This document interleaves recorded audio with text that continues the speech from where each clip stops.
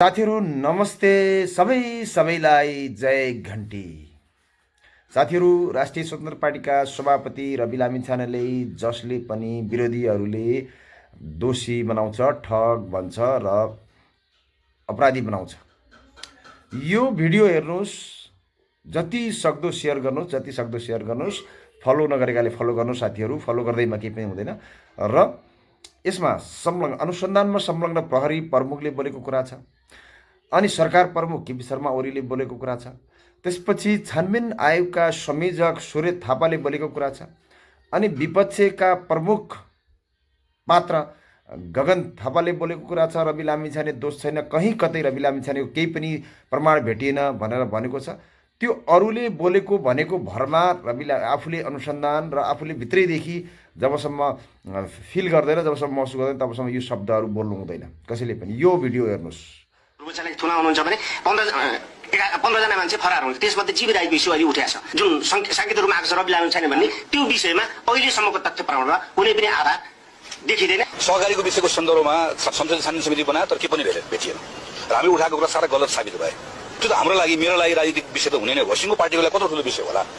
नेपाली कांग्रेस एउटै मान्छेलाई राति प्रधानमन्त्री बनिदिनुहोस् 1.5 वर्षका लागि भन्न जान्छ, कागज लिएर सम्झौता गरौँ भन्न जान्छ राति। त्यो कागजमा उनले सम्झौता नगरेपछि भोलिपल्ट यो त सहकारीको भ्रष्टाचारी हो भन्दै उठाइन्छ। राष्ट्रिय स्वतन्त्र पार्टीका सभापति रवि लामिछानेले रकम लिएको छैन, तपाईको प्रतिवेदनले त्यो भन्छ। त्यो लिएको तथ्य हामीले प्राप्त गर्न सकेनौं।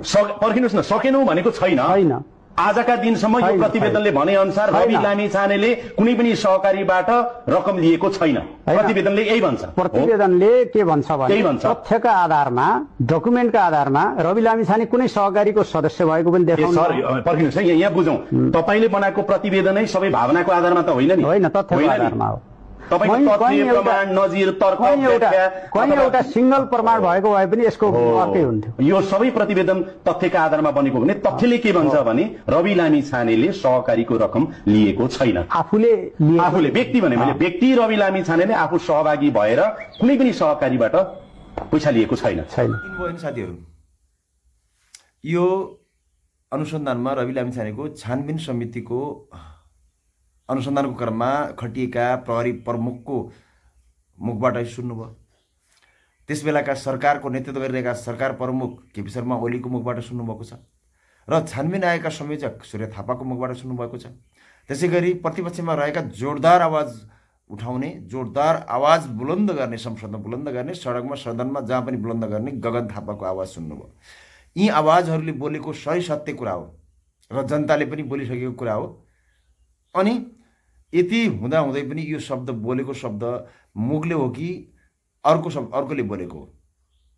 अनि यो अत्यन्तै हरास मानसिकता, हतारिएको मानसिकता र हार खाएको मानसिकता हो, जसले गर्दा यो चुनावलाई चाहिँ अलिकति अप्ठ्यारो पार्न सक्छ। त्यसैले संयमित भएर, अनुशासित भएर चुनावमा संलग्न हुनुहोस्, चुनावमा सहभागिता जनाउनुहोस्।